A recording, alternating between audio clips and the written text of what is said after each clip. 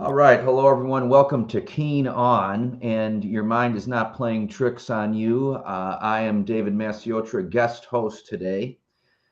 You may recognize me as a past guest of the program, but on my most recent appearance, when Andrew and I were discussing the results of the presidential election in the United States, I, toward the end of the program, said, we should turn the tables and I should interview you because you wrote in your book, Cult of the Amateur, uh, a series of predictions, all of which unfortunately have come true. So that's precisely what we're doing today. I'm going to put on my Andrew Keen costume and ask some challenging and I hope interesting questions. So, Andrew, thank you for appearing as a guest on your own program today. Well, thank you so much, David. I have to correct one thing, though. You're very kind about Cult of the Amateur. It got some things wrong, but it got a lot. Sorry, it got some things. That was a Freudian error. It got some things right, but it also got quite a lot of things wrong. I'm not claiming that I could see the future. I think I poo-pooed Google's acquisition of YouTube for $1.5 billion, which at the time seemed an absurd amount of money. Now, YouTube on its own is probably worth close to $1 trillion. So it certainly wasn't entirely accurate in terms of forecasting the future. That's correct. And it would be an interesting program if I say good things about your book and then you respond with bad things. But yeah, you're certainly correct. I'm talking big picture. I think that in the broad scheme of things, as the title itself would suggest, Cult of the Amateur, how today's internet is killing our culture. You threw a few bullseyes, and I want to begin with, you write in the book, early on in the book, that amateur hour has arrived and the audience is now running the show. And you make clever use of this old familiar allegory about a monkey using a typewriter, and if enough monkeys and enough typewriters met, eventually one would produce Shakespeare. Well, you say that these monkeys now have access to all kinds of typewriters, and instead what we have is narcissism and vulgarity and the death of expertise. So let's take a few of those topics. Let's start with narcissism. Of course, Christopher Lasch wrote a book in 1979, The Culture of Narcissism. Is this panic that we're seeing in the United States surrounding the election of Donald Trump, the much forecasted demise of liberal democracy, and increasing social division, in some ways a result of the narcissism that the internet has enabled? Yeah, it's a good question. Coming back to your comment on the monkeys, I seem to remember that quite recently someone actually did a research project on that. I don't know if they actually put the typewriters in the hands of monkeys, but they concluded that however long you gave a group of monkeys typewriter, or I guess these days a computer and a keyboard, they wouldn't come up with the works of Shakespeare, even, trillions of years. So I'm always a bit wary of researchers, David, as you know, but so maybe even that experiment doesn't work. In terms of narcissism, it's a good question and an interesting question. Lasch wrote about narcissism, 40 years ago now, probably more. I always think these conditions are themselves mirrors. I'm always a bit wary of scientists or researchers discovering something new as if we didn't know it before. I think that a condition like narcissism is very much bound up in our times, although, of course, the concept of narcissism we inherited from the Greeks, from the mythology of Narcissus, the god of, I guess, of self-love. I had a woman on my show, a therapist, who wrote a book about our condition of narcissism, and talked about the way in which these dominant characters abuse us. She came up with all this different language of gaslighting. It was interesting. I read another piece recently suggesting that the progressive left, and I would certainly include yourself in that, and perhaps myself as well, although I'm perhaps a little bit more ambivalent about that group than you are, have the wrong language to win over the American electorate. So the language of narcissism, with its sort of consequential semi-scientific terms like gaslighting and the rest of the lexicon, is certainly both a cause and a consequence of our age. There's a kind of Arendtian, I think, element here too, in the sense, or maybe a Tocquevillian element, that the more we weaken our intermediary institutions, the churches, the schools, the local assemblies, particularly self-government, the more we retreat into ourselves, and the more isolated we are, the lonelier we are, and the more likely we are to be subjected to narcissistic personalities and perhaps be narcissists ourselves. Trump is both a cause and a consequence. I mean, he's a classic model. He's exhibit A of a narcissistic personality. Guys like him always existed. There are always guys like him with bullying fathers and an obsession with achieving something and an insecurity and a bullying nature. But it seems as if the 2020s are a time where these kinds of personalities prosper. Well, you make very interesting use throughout the Cult of the Amateur of the term democratize, that this idea that the internet would democratize our culture, our institutions, our media, was bandied about by the techno boosters as almost salvific. And here you come with your heresy saying that if we democratize everything, we'll actually weaken democracy and suffocate culture. So I wonder, would you make a distinction between cultural democracy, which we now seem to have in abundance, and political democracy, which is now in some ways under threat? Are they at odds, even though they're both forms of democracy? Well, I think what I was trying to say, maybe I wasn't as concrete as I should have been, is there are different kinds of democracy which got hashed out in the early years of the American Republic, particularly in the Federalist Papers. After the Americans threw the British out, they debated what kind of democracy they wanted. Did they want a representative democracy, a democracy supported by, of course, Madison most of all, and in some ways Jefferson and Hamilton, certainly Hamilton more than Jefferson. Jefferson was sort of stuck between the two worlds. And then those people who perhaps you might think of more on the left, although they might have also been on the right, who believed in a direct democracy.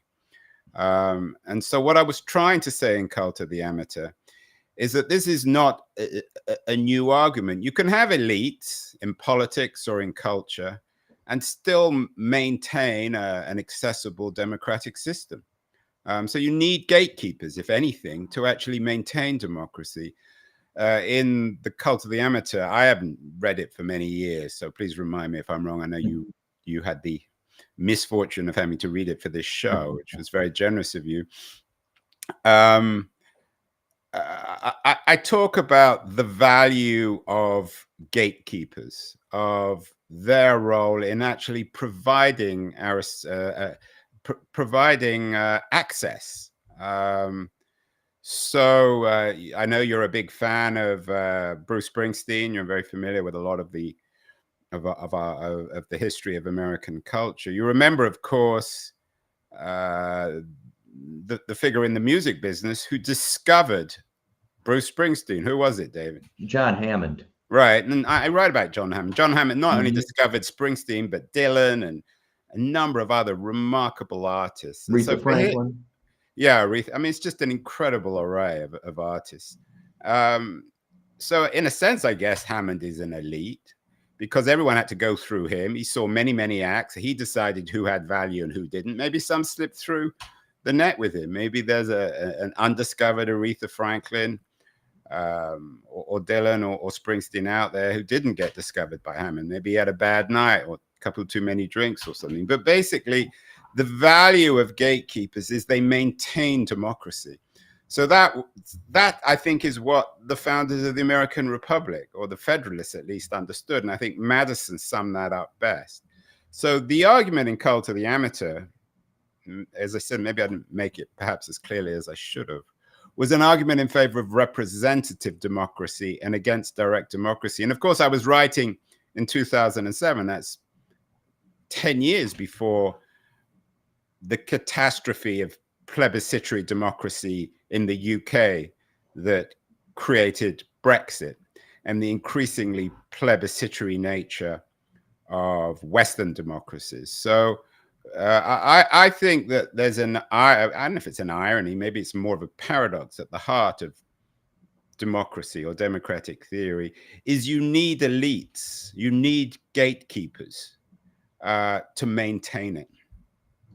Yes, you have a line in the book in which you say that oh no, it's actually in another book of yours, The Internet is Not the Answer. Wow, you've done some serious reading, David. You write that. I hope you're not being expected to be paid for this interview. I'm vying to become the world's first Andrew Keene scholar. And the first and last, David, but you're right that you would wear the term elitist as a badge of honor if elitist is to mean supportive of gatekeepers and supportive of the standards that they represent and enforce. If I could push back on that just for a moment, because I know there's people who are listening to this, and if Noam Chomsky was listening, I'm sure he is, guaranteed, Chomsky. I know it's essential listening for him. He would say, it was decades ago that Edward Herman and I wrote the book Manufacturing Consent. He and others would say the gatekeepers have caused us a lot of problems. Look at the 1980s, for one example. The gatekeepers didn't push back much on the so-called Reagan Revolution that undercut the social safety net in the United States. The gatekeepers got the HIV/AIDS story wrong, with a great deal of homophobic reporting and panic over kissing and sharing drinks. The gatekeepers in the early 2000s got the run-up to the Iraq War so long that the New York Times and the Post had to publish apologies on their front pages. Not many gatekeepers warned of the subprime mortgage crisis that created the financial collapse. So are you looking at the gatekeepers through rose-colored glasses? I probably am. I mean, I have to admit that I've never been particularly convinced with Chomsky's. I mean, I'm sure he's a good philosopher of language, but I think his political ideas are rather childish. I've never quite understood his currency. You mentioned a few of those, and I agree in some and not in others. So I agree with you on the Iraq War, and I agree with you about the Great Recession of the late 2000s, and both those show the weaknesses of the establishment or the elites in the US in particular. I wouldn't disagree with that, but I think those elites, particularly when it came to the wars, the post 9/11 wars, reflected a particularly arrogant and irresponsible elite.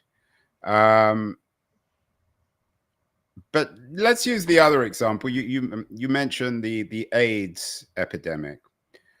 Let's imagine that Chomsky had his way.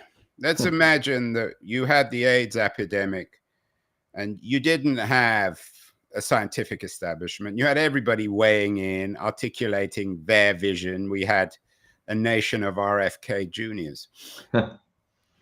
I guarantee you that the hysteria would have been way more acute. I mean, sure, scientists aren't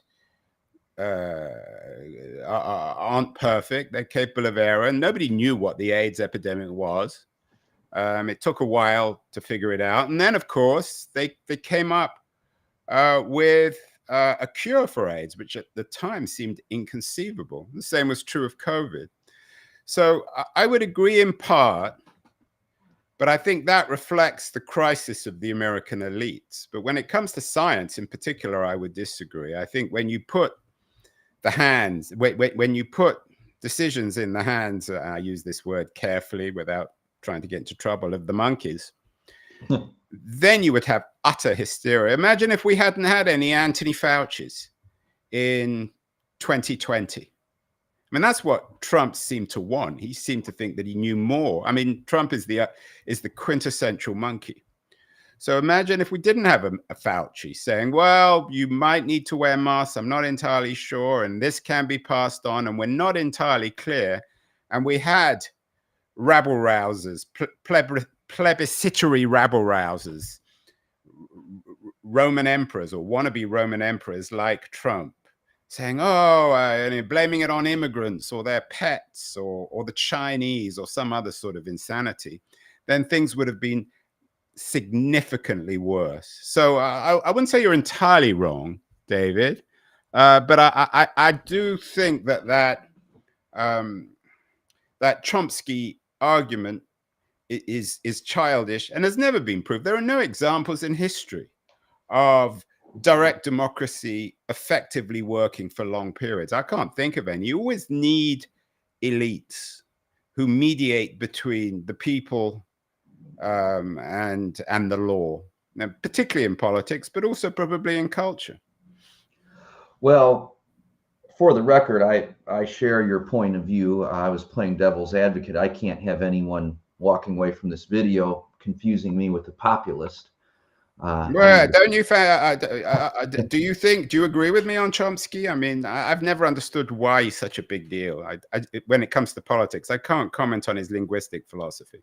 So I've interviewed Chomsky twice, and I was a big admirer of his during my undergraduate years, and then for a period of time in my 20s. And I think that he appeals to someone who is progressive minded, but a bit immature, because Chomsky presents a Manichaean worldview in that, the U.S. is always on the side of injustice, or U.S. elites at least are always committing injustices, and the noble masses, if they had a better media and better democratic representation, would right all of the wrongs in our society.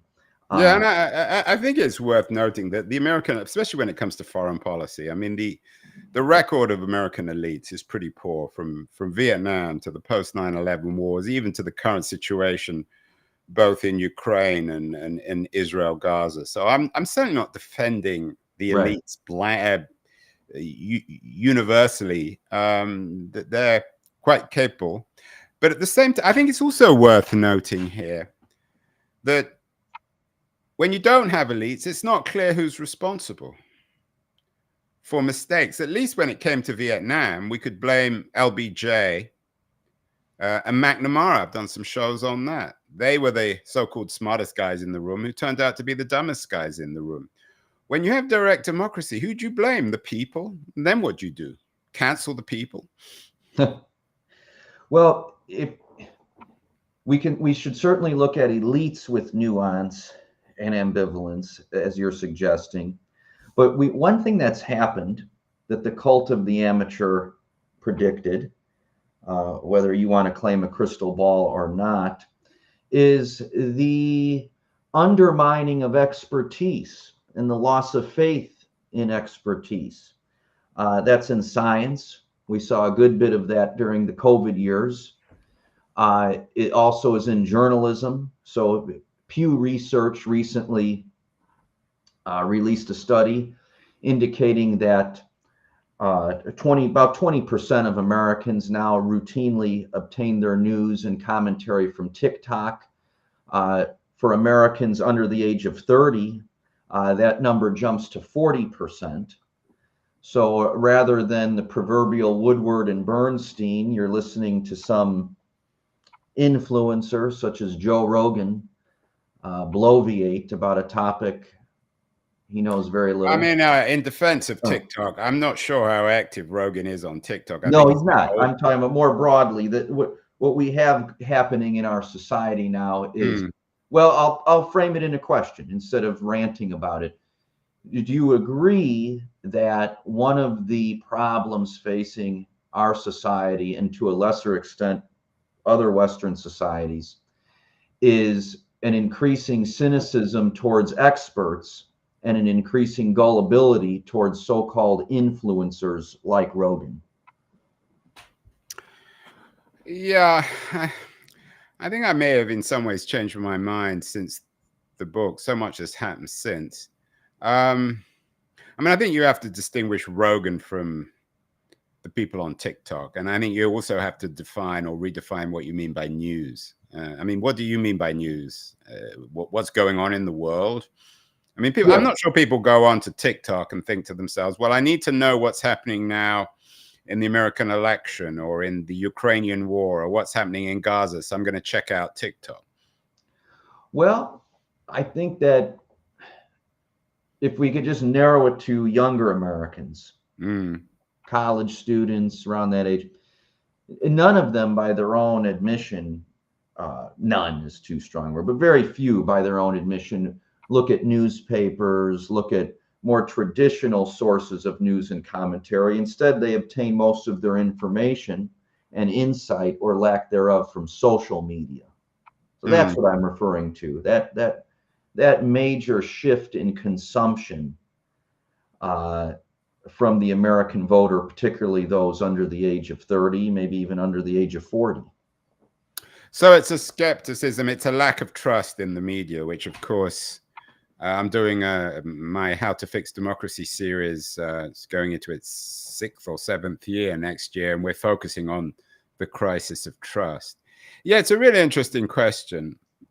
I mean, Cult of the Amateur was both a cause and a consequence of that crisis of trust. The Walter Cronkites of the world have been replaced by Joe Rogan. Cronkite, I just read a piece about him, or I read a piece about one of these heavyweights of the 20th century. They were always rather unpleasant people, much more manipulative and exploitative than they appeared on screen. But they were the ones who were trusted.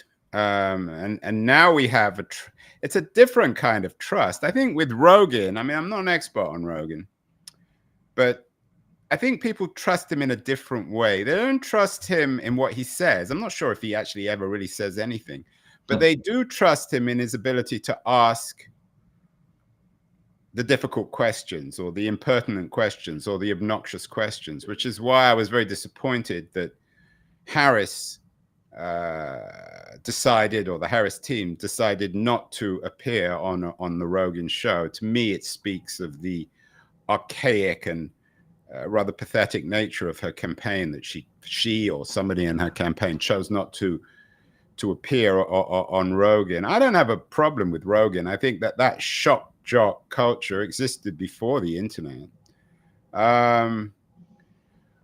The issue of news and trust is another issue. And the other thing, I mean, you mentioned Christopher Lasch. This culture of paranoia, obsession with conspiracy, has always been a feature of American culture.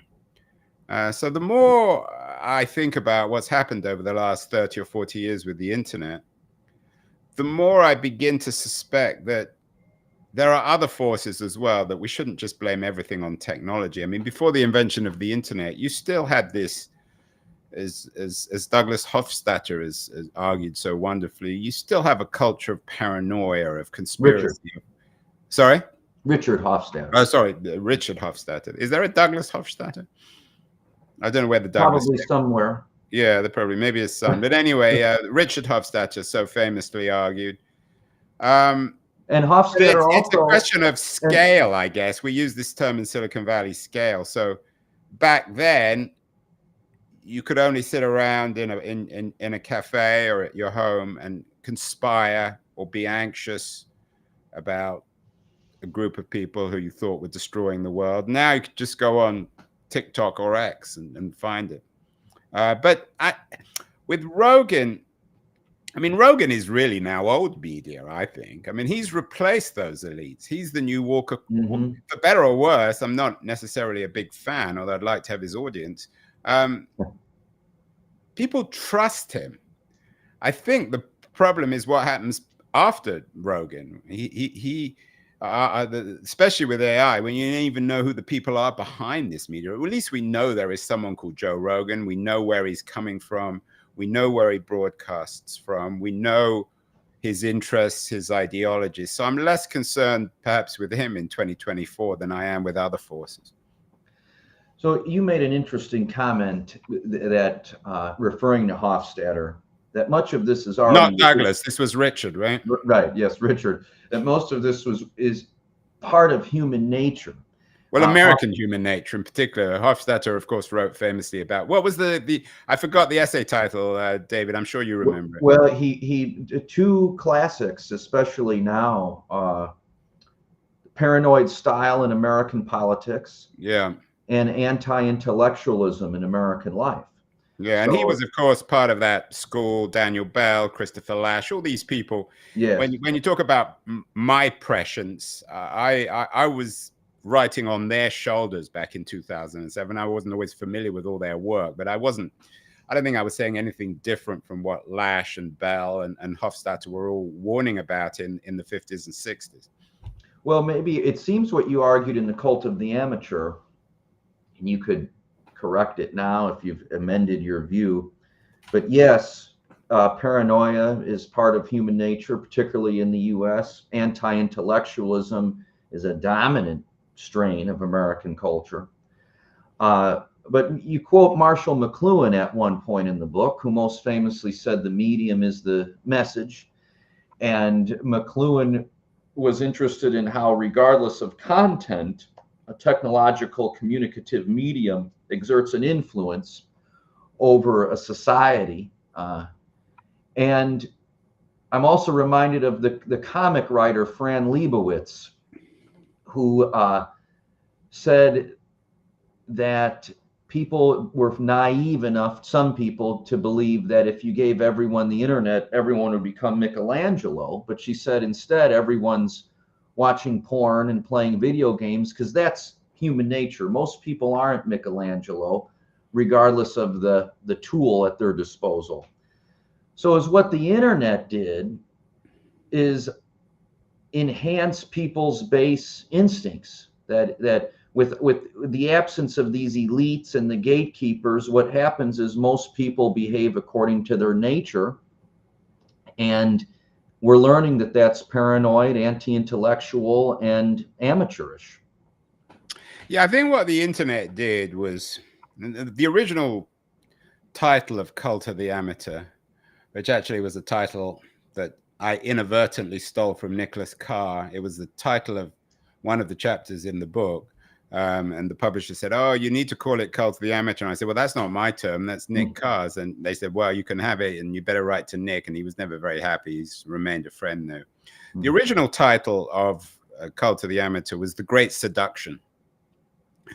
And that was, or is still, the great, that's the truth about the internet. It's a seduction that suggests that what we say is interesting and important.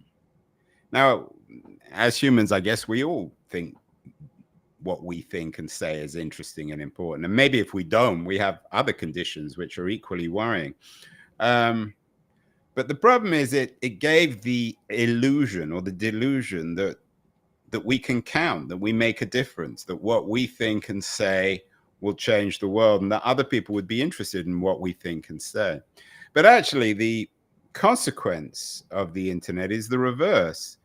There was another book out at the same time as Cult of the Amateur, and it was the opposite. This was called, it was by a guy called Chris Anderson, who at the time I think was the editor of Wired magazine, and it was called The Long Tail, that suggested that what everyone said was important and interesting, that we could all, if not become artists, we all had something interesting to say. And what he called the long tail was this cottage economy that could exist in this new world where everyone became an author, everyone was a publisher, everyone was a musician and a filmmaker on networks like, Blogosphere and YouTube. But actually, the irony is that there were two things happen. Firstly, everyone thought they were being listened to, but no one was listening to most people. The vast majority of people were talking to themselves. They were just screaming into a void. But the reality was that this new economy destroyed a creative middle class and created a winner-take-all economy. So it created the Joe Rogans with their tens, hundreds of millions of followers. It created an internet underground, a sort of a dark internet where people rant and rave about the most bizarre things, about other peoples of other skins and religions and sexualities and genders. And everything else was decimated. And we all think we have something interesting to say, but we have, again, in Arendtian terms, the conditions of totalitarianism. I'm not saying that totalitarianism now exists, where the intermediary institutions, particularly in cultural terms, were destroyed. Now, we still have, fortunately, publishers. We still have some newspapers, but over the last 20 years, almost since I began researching and writing Cult of the Amateur, much media has been decimated. Local newspapers, for example, have been pretty much destroyed. Even large regional newspapers like the LA Times and the San Francisco papers are in crisis.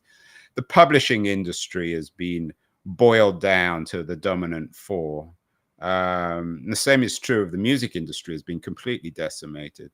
But we have huge stars, huge creative media stars, the Taylor Swifts of the world. So winner-take-all cultural economy. A lot of people predicted this in research terms. I think I was one of the first people to actually intuitively grasp it. It's the reverse of the long tail. Someone need to write a book. I don't know what the words would be on the long tail. It's the short front, perhaps. But all it is a winner-take-all economy, which is bad for culture. It's bad for democracy, and it's also bad for ourselves, because I think most people really know that no one listens to what they say and no one cares what they think. Partly because there's just too many voices out there, and partly because the vast majority of people have nothing interesting to say. I know that's a rather elitist thing. I'll probably get thrown off the internet. I've already been thrown off the internet lots of times, so I'm not worried about that. But most people have no. I run a show. I've done several thousand episodes, and even supposedly educated educated authors with books, they don't have it. Mostly they don't have anything interesting to say. So how do people who haven't written books have anything interesting to say? So in that sense, I guess I am a rather ugly elitist. Although I have to, in terms of that word elitist, I always use it slightly ironically. After Cult of the Amateur came out, I was invited on the Colbert Show when the Colbert Show was good. And at one point, Colbert, in his mocking way, pointed over the table in a joking way and said, "You, sir, you're an elitist." And I sat back in my own sort of idiotically arrogant way and said, "Yeah, what's wrong with that?" And ever since then, I've been sort of described as an elitist, which is probably true. Well, but you're speaking to an irony in that the internet promised to create more democracy, and yet it failed. We have a winner-take-all economy, and now we have tech oligarchs increasingly powerful and influential over our government. Elon Yeah, Musk, I mean, and they're not just oligarchs. These are some of the richest people in the history of the world. I know, we're thinking of the Thiels and the Bezoses and the Musk. These people are worth hundreds of billions of dollars. Musk is likely to become the world's first trillionaire. But on to your self-declared elitism, which I suppose I share. There's this we also live with this idea that I suppose goes all the way back to Rousseau. You're talking about the cult of the amateur. I would say the cult of authenticity. That some barely literate yokel in the middle of nowhere in Kansas somehow possesses the political sagacity that Madison and Jefferson, and in contemporary terms, Robert Putnam, lack.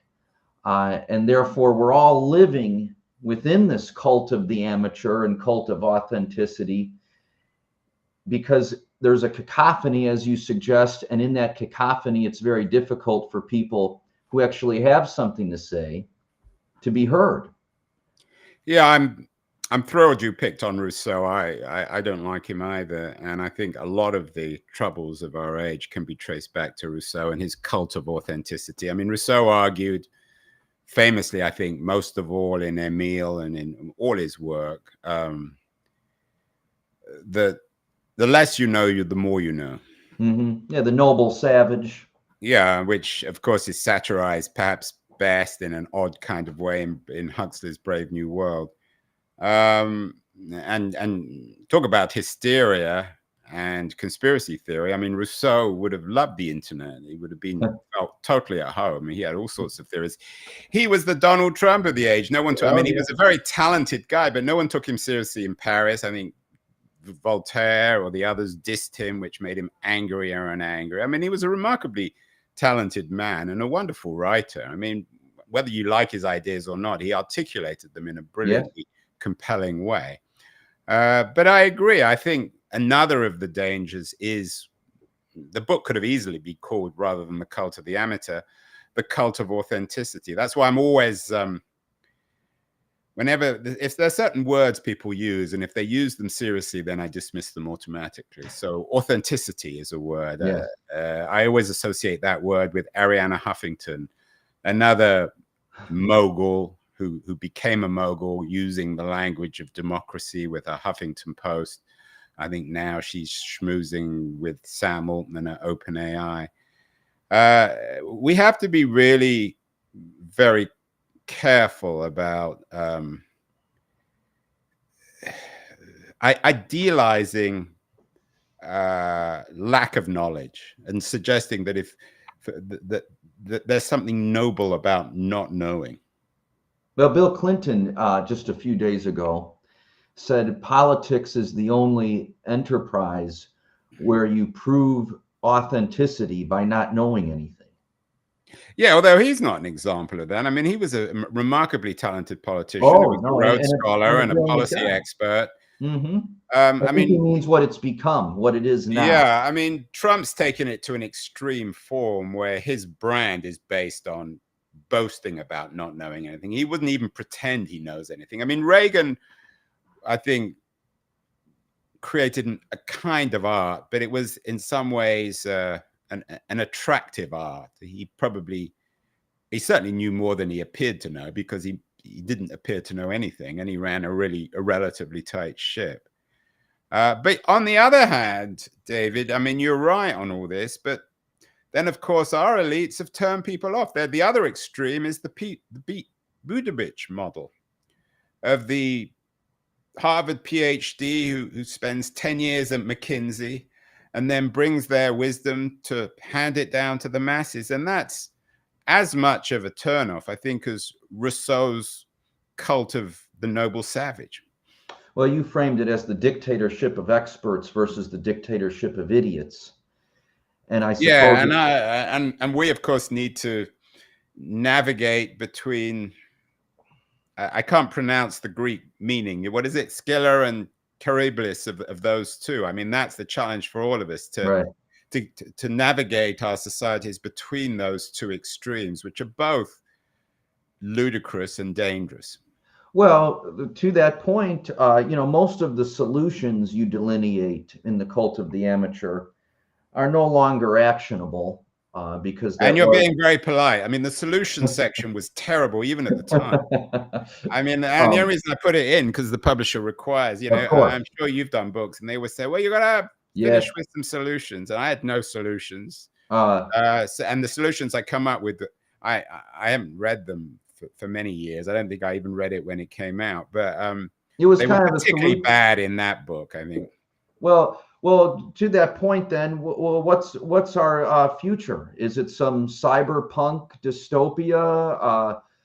Does any of this get better? Is there a way out? Is there a way to resurrect trust in verified expertise and gatekeepers who protect culture and advance democracy in the representative, genuine sense? You always ask the important questions, David. You must be learning from a great interviewer. I've studied the Keen on tapes. Yeah, I'm teasing you. Yeah, that's the all important question. You mentioned McLuhan, of course, who understood this medium. I mean, he would have understood the internet.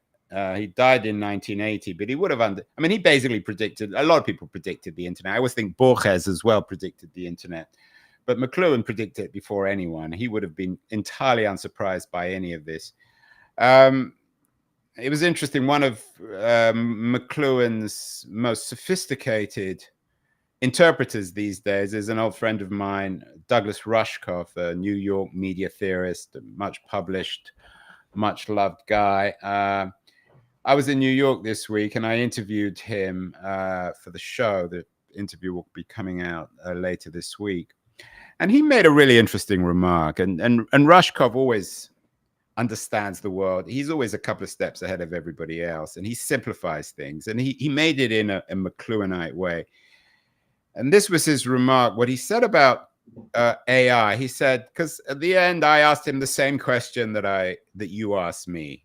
He's as critical, if not more, of the winner-take-all economy, the multi-billionaires, the paranoia, the authoritarianism, all the rest of it in degradation of culture. Yeah, and he's more disappointed because he was a believer in the 90s, and so he went through the full sort of false seduction. He's the rejected lover, or he's the disappointed lover.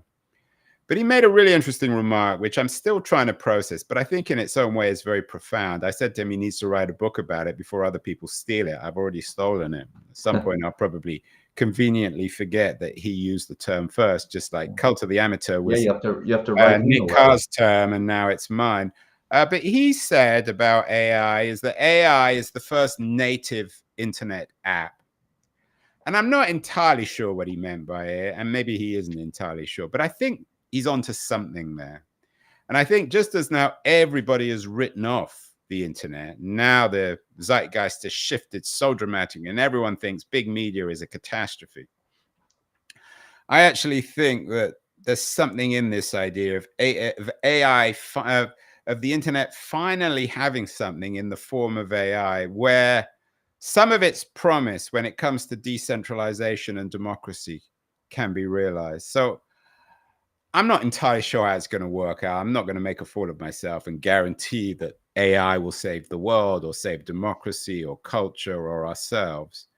But I have a feeling that things are going to start to get a little better. I'm no longer quite as pessimistic about our culture as our politics as I was in 2007. I was unusually pessimistic in 2007. I was very much against the grain. I was one of the few people who were pessimistic about the internet and of the digital revolution. And now I'm a little bit more optimistic, and perhaps I'm in a minority now. But I think there's a lot of things that can go right. There's obviously a lot of things that can go wrong. You mentioned Musk, Thiel, and Bezos. I'm no bigger fan of them than you or Doug Rushkoff. But this idea of some sort of collective wisdom, which the internet was supposed to be, although of course it took the form of Google and what Shoshana Zuboff calls surveillance capitalism.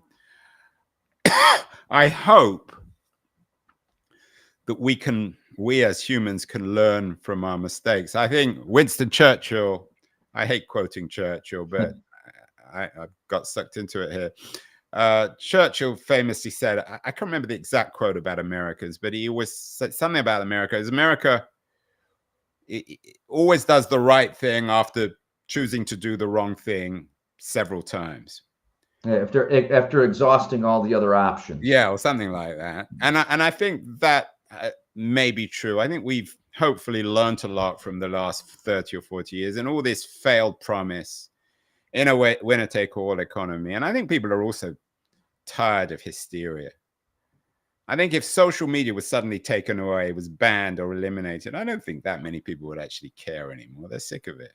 Well, I mean, you'd have the Rogans, of course, the lunatics, but most people don't care about them.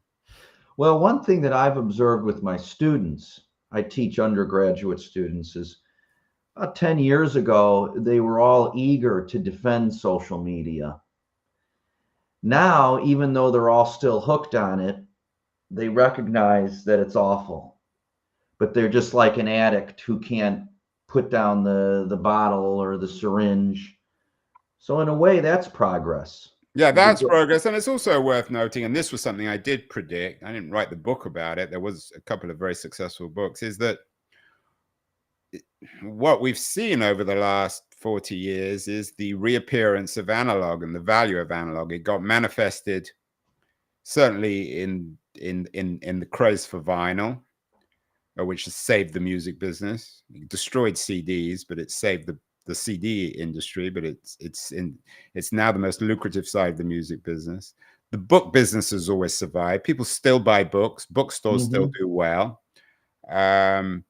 Some people still buy physical newspapers, but many people subscribe to newspapers online. I subscribe to too many. I spend half my money on that.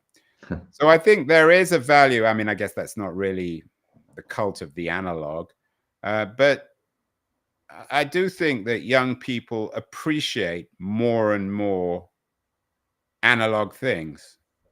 And I think most of all that's manifested in the physical experience. That's why COVID was such a traumatic experience, because it was kind of the internet on steroids. Suddenly the world became the internet. You couldn't go out, and we just relied on our computers to communicate. That's why so many people, most of us in fact, kind of went crazy. Can't blame, of course, the internet for COVID. But I think we as humans, we want physical interaction. We enjoy talking to one another. We want to read physical books. We want to listen to vinyl. We want to go to the movie theater. And we want high quality stuff. We're not uncomfortable spending money on it. I mean, that was my point in Cult of the Amateur, and I think that's true. Is spending $10 on going to a movie can change your life. What's your favorite movie, David? Favorite movie? There's so many. It's hard to name just think one. Of one. I mean, or your top three. Top three. Well, my favorite comedy is probably Groundhog Day. We talked about Big Lebowski, another comedy. Yeah, I mean, let's talk about Big Lebowski, because you and I talked about that. Yeah. I mean, at one point, you and I forked out whatever it was, probably $5 or $6 to go and see the Big Lebowski. That hadn't necessarily changed our lives. I mean, my life was changed by paying to go to see Hitchcock's Vertigo, but we don't view that money as a waste. It's probably the best, smartest investment of our lives. I mean, and we're all venture capitalists when it comes to culture, because we've also been to a lot of bad films that we've wasted money on. But it's the same with books, same with newspapers, same with music. I mean, we could do a whole show on albums that have changed your life. I mean, at one point I handed over $6 for Blood on the Tracks back in 1974. I mean, that's changed my life too. So I think we want value in culture, and currently the internet doesn't really provide, and I'm not sure AI does. I mean, AI may provide some other architecture for democracy and governance and wisdom, a collective kind of wisdom. But we still need our cultural industries. We still need to read. And I think the resilience of the book is the best example. I mean, in 2005, when I wrote Cult of the Amateur, a lot of people were just dismissing the book. They thought the future of the book would be the Kindle, and that everyone would read online and all bookstores would shut. And that hasn't been the case. So there's still hope. We need to we need to remain cheerful, David. That's what my message almost 20 years after Cult of the Amateur. Well, on that note, I've certainly enjoyed this conversation and enjoyed reading your books. So let's remain cheerful and talk again.